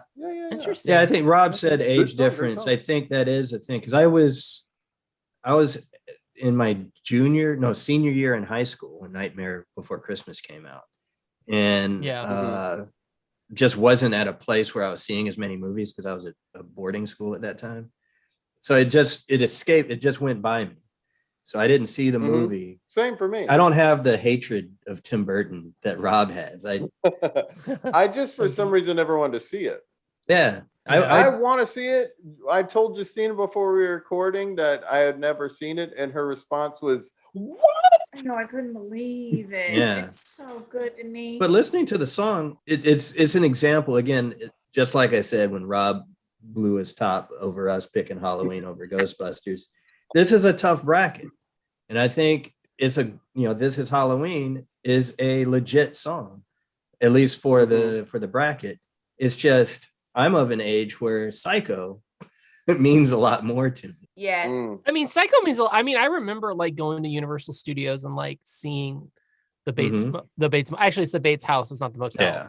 And it's like, I remember seeing that and like just being so scared of it and like knowing the Psycho theme. And we saw the Bates Motel when it was the Jason Bateman TV movie. Yeah. When we went to Universal. Oh yeah, I forgot about that. So Trey, what is your final four? We already know two of them. Yeah, so obviously Thriller and Halloween. Addams Family. How can you not snap your fingers every time you hear that? You're 100%. And I love the Munsters, 100%. by the way. I do too. That was a hard choice Yeah. too. Yeah. Yeah. And I had the Munsters beating X-Files. I did too. And it's just the Munsters is a great theme, and and it definitely brings me to that watching that show as a kid. But especially, do you remember the new version of the Munsters? They're back. We have just taken a 22-year nap. I haven't been this happy since the San Francisco earthquake. It's a Ronald Reagan movie. Wonderful. Yeah, but they cast him as president. Who's going to believe that? We're the monsters. We're the monsters. Yeah, the very bland, like try to be like, Yeah. but not quite. But I watched that as a kid. That was like my The introduction new to the Munsters, I think they called it. The new Munsters. I remember Yeah, watching Addams that. Family over Doctor Who was maybe the easiest choice for me. Yes.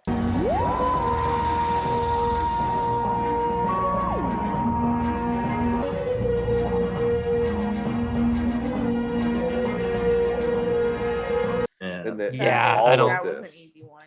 Yeah, because we don't like your nerd show nerds. But it was like someone suggested Doctor Who, and they also suggested Buffy the Vampire Slayer.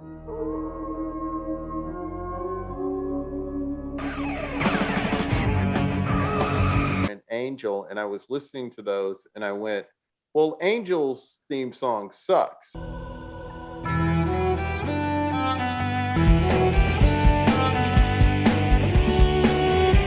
So that's not going on here. That was the only time where just my sheer subjectivity affected the bracket. But that theme song sucks.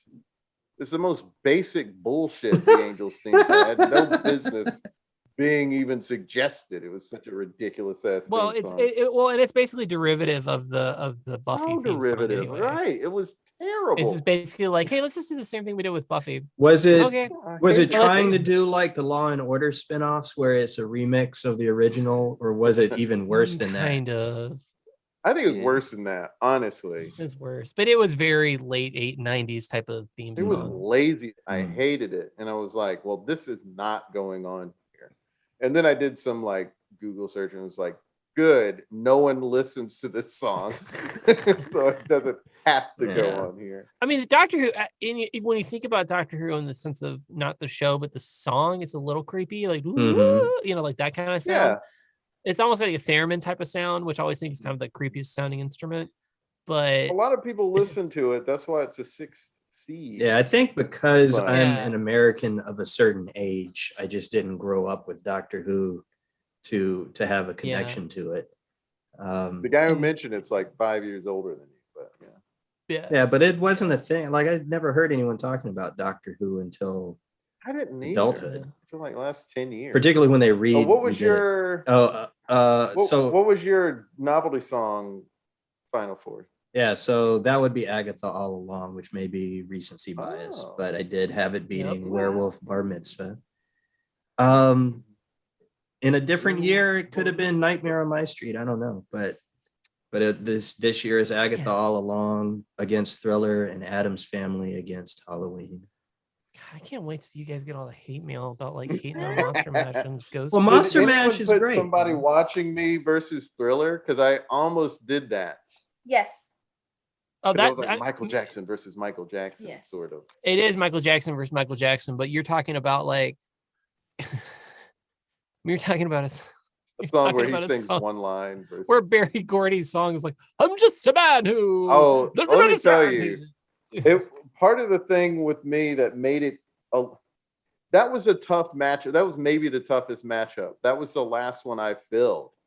Because I already knew Thriller was going to like go all the way, and I already knew the rest of that side of the bracket, that division. But I was like, somebody's watching me, and Don't Fear the Reaper. Don't Fear the Reaper, I guess, is not really about something spooky, according to the lyricist. So it makes me, but it's also kind of dumb that he's saying it's not when they did the song the way he did. But then with somebody's watching me, I'm like, man, the verses kind of aren't fun to listen to because his vocal style is not sincere or genuine. It's not like I put a spell on you. Yeah, he was drunk, but there was reckless inhibition. It was reckless abandon. And so there was something pure about it. But there's so much artifice in in Rockwell's vocals on the verses particularly, and somebody's watching me. It made it. And if you grew up watching that music video and hearing that song, I just only associate it with Halloween. And so like, whereas Don't Fear the Reaper, I could hear any day. And I'm like, yeah, it's Don't Fear the Reaper. I can attest that it is a creepy song and it is Halloween. It's definitely something that you can play at Halloween. It's still, it's definitely like, it's one category versus like somebody's watching me. It's like, that's like totally like, that's how that is. It's not Halloween until I hear that song. Ghostbusters. not gonna go. So mad. Well, Ghostbusters, I get it. For me is sort of like, oh, I never think about that at Halloween. Because it's an everyday song for me. Yeah, it's an everyday movie. Yeah. But to your point, Jason, about Rockwell and his vocals, it's funny you say that because when I was looking at stuff about the songs, Barry Gordy wasn't interested in that song. He thought it didn't have much to it until he heard the chorus with Michael Jackson singing, and Jermaine did some background vocals too, apparently. I'll tell you, if it wasn't for that hook, that delicious hook, that song wouldn't have been a hit. It wouldn't, That's such a good like we love it because of the hook. No, it is the hook. It just and I like the who's watching. I always feel like somebody's watching me.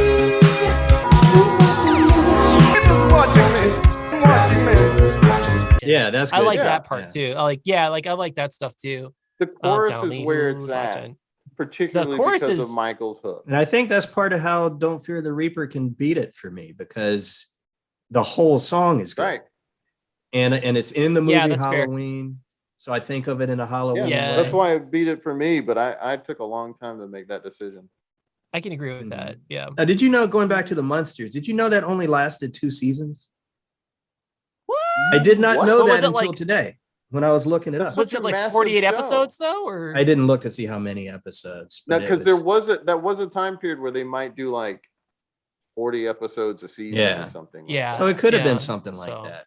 In fact, let me look it up right now just so. Because in the 90s, that was when it was 22 episodes a season, and now with all these streaming services, Well, Andy Griffith's show was like 8 20. episodes. Andy Griffith's was like 26. Yeah. So it's a total of think, 72 episodes across 2 seasons. Yeah. But that's including like these 2 unaired pilots. I think the Fugitive series maybe had a lot of episodes per season too. Is that where I learned about this? But nevertheless, like there were a lot of old shows that had a lot. Well, now let's go over our final 2 and the winner. Yeah. Mm-hmm. I think Trey and I have the same final 2. Let's just say it at the same time, Trey. On 3. 1, 2, 3. Thriller, Halloween, Thriller. Thriller. It's close to midnight. Something evil's lurking in the dark. Under the moonlight, you see a sight that almost stops your heart. And no one's gonna save you from the beast about to strike. Thriller night, you're fighting for your life inside a killer thriller. You hear the door slam and realize there's nowhere left to run. You close your eyes and hope that this is just imagination. Girl, I can feel you more than any ghost would have dared try. And now is the time for you and I to cuddle close together. I'll save you from the terror on the screen. I'll make you see. Don't let me hold you tight and share a better. Okay, yeah. We're the same. Cute. Now, everybody else listening to me, let's say our final 2. 1, 2, 3. Thriller, Ghostbusters, Thriller. And Justina, why don't you share your final 2 and win? Jason's laughing. I put a spell on you versus This Is Halloween. This is Halloween. Wow. This Is Halloween is the perfect Halloween song. There's nothing wrong with it. There's nothing wrong with it. Thriller is the greatest song of all time. Like, well, here's and this might be the I'm not trying to really like the age thing is like when I was a kid, they would air Thriller. I mean, they would air Thriller throughout the year, but then once like Thriller stopped like being like in heavy rotation, it became more of a Halloween tradition. But they would do. There was an extended version where they actually did a behind the scenes. Yeah, the making of. We had that VHS. Yeah, they would show the making of and the video, and like in that you learn all about the amazing dance. I did Beat It with Michael Peters, which I choreographed portions of that as well. As I told John Landis, I want Michael Peters to work on this thing. Bang, bang, bang, bang, shoulder, and bop, and hit. Michael is quite amazing to me because he'll walk into a studio and purely on rhythm, he does it, you know, and it really just, it's fascinating because here are these people who spent X amount of thousands of dollars training, studying, and this kid walks into a room and you say, this is the beat, ba, da, da, da, da, da, da, and he does it. It's an innate gift that he has. He's a dancer in his soul. You learn all about Rick Baker's just phenomenal, special, the makeup and all the effects that they do. When I first walked in Rick's studio, it was like a museum of horror. The very first makeups I ever did were just grease paint makeups. So the biggest challenge with this film was to be able to get the amount of work that we had to get done. At one point, there's, I think, about 30 different zombies that we created. Especially that werewolf transformation, which is just unbelievable.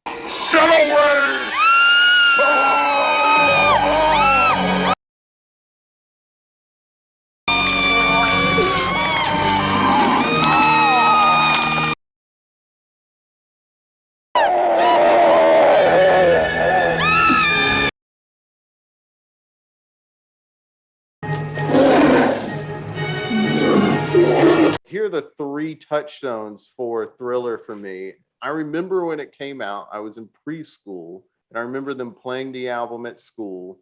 I remember my Aunt Ruth, when she would drive us somewhere, she would say, what do you want to listen to, Michael Jackson or Prince? And we would, we always just chose one, Michael Jackson or Prince. We probably had more options, but it was always like Thriller or Purple Rain. And we chose Thriller more as little kids. And then the other thing was wearing that Making of Thriller VHS out. We watched it so much. And I, like little kid me, I was eating it up. Like 5-year-old me, I would watch it, but I was scared at certain parts.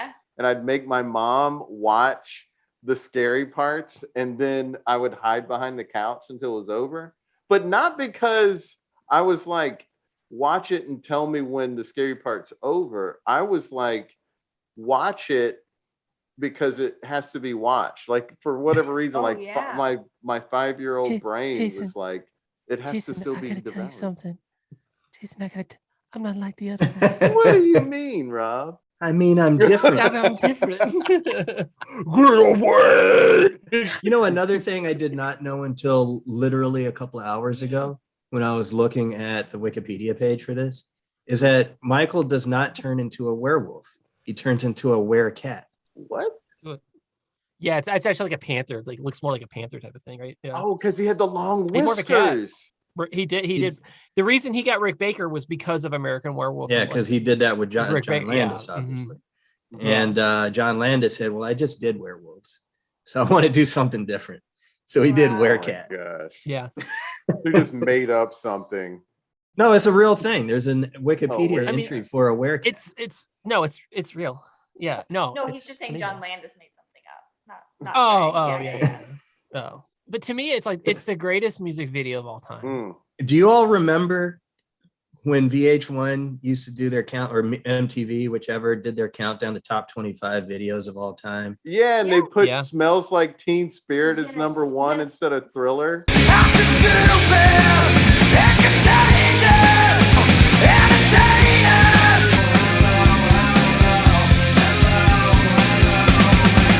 Because it was shortly after Kurt Cobain passed, so I get some of that. But I was still like, what kind of bullshit is this? I cannot pay attention to this list anymore. That is some 90s crap right there. Like, I can't watch that music video. There's nothing entertaining about that music and video. let me tell you, it's under smack in the face of black music. And I'll say why I'm bringing it in. MTV did not want to play black music for a while. And Thriller, that album, made them have to. Yep. But before that, they were like, no, Prince is great and everything, but we just need to appeal to middle America. Dude even said to David Bowie, when David Bowie called them out on MTV for not playing more black artists, he said, we love Prince, but if we play him, people in LA and New York will love it. But I was like, man. I'm just floored by the fact that there's so few black artists featured on it. I think that we're trying to move in that direction. We want to play artists that fits into what we want to play for MTV. The only few black artists that one does see are on about 2:30 in the morning. Very few are featured predominantly during the day. No, there seem to be a lot of black artists making very good videos that I'm surprised aren't used on MTV. We have to try and do what we think New York and Los Angeles will appreciate, but also Poughkeepsie, or pick some town in the Midwest that will be scared to death by Prince, which we're playing. And certainly we're a rock and roll station now. We can't just turn around and go, well, look, this is the right way. Does that make sense? Valid point? I understand your point of view. Okay. And so to me, it's just them still just like showing their old attitudes towards black artists. Well, and I mean, obviously Michael's always going to be a little controversial, but this was before he was as controversial. Yeah, but I'm just saying, I know that too, but like, even like if you can have your opinions about what happened with him, but it's just an unbelievable like synergy of filmmaking, of his true, I mean, he really loves scary movies. He grew up like he would go see scary movies. He like, I remember in the TV movie, the ABC movie about him, he talked about like Captain Blood and stuff, and stop touching all the buttons, Michael. Touch all the buttons you want. All the buttons you want, sorry. What's this button? Touch that, you crazy. Just want to know what it does. Your job is not to touch nothing. Mr. Gordon. What's that button do? That's EQ. Do you own all this stuff? Last time I checked. How much this cost? Michael, that's none of your business. As long as you do what you have to do, and you take care of business, you can ask me all the questions you want. People, Jason and I are obsessed with Billy D. Williams as Barry Gordy. No, that was a great scene. That was a great scene. That's a great scene. You're definitely gonna have to show that scene now. You're welcome. He's not gonna be happy until he has all my kids' son. There was some line like that in there. Yeah, there was. But no, Joe Jackson, worst father ever. OJ's up there. But I mean, Thriller. It's not Halloween if I don't hear. Yeah, that's me too. Like every Halloween, I've got to watch the movie Halloween, and I've got to watch Thriller. Same. Every year. Same. Yeah. They're the great. I feel bad that I just am so pro Ghostbusters to your guys' love of the Halloween theme. It's at the end of the day, like if I was putting together a playlist, I would listen to all like Ghostbusters all the way through. I would laugh at Halloween theme and be like, yeah, and that'd be good. I would put how much of Ghostbusters 2 would you put on there though? I mean, do the Glenn Fry song in the Ghostbusters 2 soundtrack. Too hot to handle, too cold to hold. Oh, I thought you were going to go with that one. Well, yeah, we but just also can't live it on. I can't remember the lyrics, but I can remember the melody. Get it on. It's oh, no.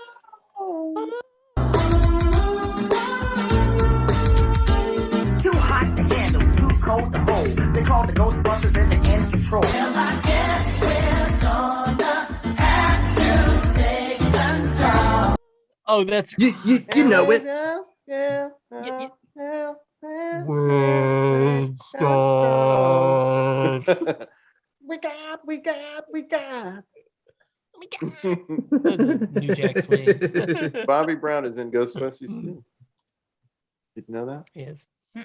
So is Kurt Fuller. Great actor. Oh, the first one's so much better than the second one. But Bill Murray's still great in the second one. When I was a child, I thought I liked because I saw Ghostbusters 2 on my birthday, and I thought that was the better film. And then once I hit puberty, I was like, no. I was so excited. I was right at the age where I would still be excited about a new Ghostbusters movie, but too old for their target audience. And I was like 4th grade. So that just shows you how young they seem to be trying to make the appeal. Because they wanted to sell toys instead of telling a story. And I had a ton of Ghostbusters toys. I had the car, I had the helicopter, and I had my parents might still have it at their house. I had the fire station. Oh, we still got the car. Toy. We still got the car. Yeah, I still have the car at my mom's. Yeah. It's on display, I believe. Mm-hmm. In fact, and like Luke is so into it now. Like he was asking me if he can get an ectoplaque, and I was like, hell yeah, I get you an ecto. Yeah, I'm like, yeah, let's do this, bro. Like, yeah. Like I was if he had said to me, like, let's both dress up as Ghostbusters, I'd be like, yeah. But he already Ghostbusters. But he's gonna be Optimus Prime. So Ghostbusters, great movie, great song. It's just with Halloween, because it's such a tradition for me to watch every year. And I was introduced to it as a double whammy. Our mom was really into it. And this was before WGN was everywhere as the Superstation. So we got in Raleigh, we got this Washington, D.C. Superstation. And they would televise the movie Halloween every year because you couldn't really rent it in that era. And so we would watch it. Our mom talked about it so much and I guess she talked about Psycho, but she talked about Halloween the most. So it was like this thing even as a little kid. And then my friend in middle school and high school, Brian, was really into it. And so we've got to be close friends in part because of our shared love for that movie. To the point where we were in a computer coding class and we were doing basic A, and we did a choose your own adventure story based on Halloween. And he was able to work out like the coding for the different octaves for the theme song. And so we had the flashing pumpkin with the theme song playing. Wow. And I even did that when I went to science and math to that high school. As a prank, I went into the computer lab and just put the flashing pumpkin with the theme song on every computer. So it's like you his did thing. that. Nice. That's pretty dope. That's pretty dope. That's hilarious. But here's my problem. And I was texting this to Jason, I think yesterday. My only problem with Halloween, and this is going to be blasphemy, but because of when I saw it versus the experience I had seeing Scream. Oh yeah. I would say Scream is my favorite slasher film. Now I love Halloween. I appreciate everything about it. It is an amazing movie, especially how much it cost and how great Jamie Lee Curtis is in it, and like a lot of the choices that Carpenter made. But I just, Scream is like Scream is one of the scariest movies I've ever seen, and it's still my favorite experience. Yeah, I think you're just at that right age for that. I was. Right. But you probably like the original Halloween more than H2O. I did take this girl Maggie to go see H2O though, and we held hands during the film. And so that was, and then also I'm a really big Josh Hartnett guy. Michael Myers is dead, Mom. I can't take it, Mom. He's dead. Michael Myers is dead. We did it at the same time. Didn't plan it. And also, I just like shithill Adam Arkin. I'm always a big fan of Adam Arkin's a great shithill. So, well, also, who's also in H2O is little Joseph Gordon-Levitt trying to go through the house with his hockey stick like he's gonna scare somebody. Oh man, so funny. Was Michelle Williams in that one too? Yes, she was. Who was the one? She was at the school that she was dating Josh Hartnett, I think. That's right. Okay. Mm-hmm. Well, that's the songs for Halloween bracket. You can find the bracket in the bio on thereitispod.com. We're also going to have the Spotify playlist linked in the bio. So check those out and share your bracket with us on social media and hashtag it. Hashtag #ThereItIsHalloween. Very much appreciated. Mm-hmm. It's very much in the vein of, now that's what I call Halloween. Now that's what We have to change the Spotify name now. Yeah, that is a good. Now that's what I call Halloween. But somehow Backstreet Boys are still on this list. I don't know how, but. Well, thanks of the show gang for being on the podcast. Of the show gang. Yeah. Halloween. That was a great show. There it is. Needed more cowbell.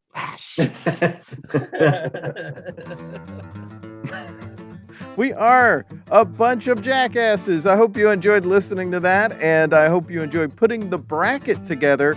And we're going to have a link in the bio for that, as well as a link to the Spotify for you to listen to all of these songs so you can really give them all a chance and also hear songs that you have not heard. Don't forget, when you put your bracket together, to share it with us on social media. Hashtag #ThereItIsHalloween. I cannot wait to see how your brackets came out. Also, share with us what you think about our bracket. You can do that on social media at ThereItIsPod on Twitter, Facebook, and Instagram. Please follow us. Also, follow me on Instagram at JasonFarrPicks and on Twitter at JasonFarrJokes. And also subscribe to our comedy lifestyle newsletter. It's free, goes out every Monday. And subscribe to our YouTube channel. Links in bio. Until next time, be good to each other. The music for the theme song was created by Neil Brooks. The rap was written and performed by Nick Acevedo. The logo for There It Is was created by Jeff Prater. The There It Is podcast is produced by Jason Farr.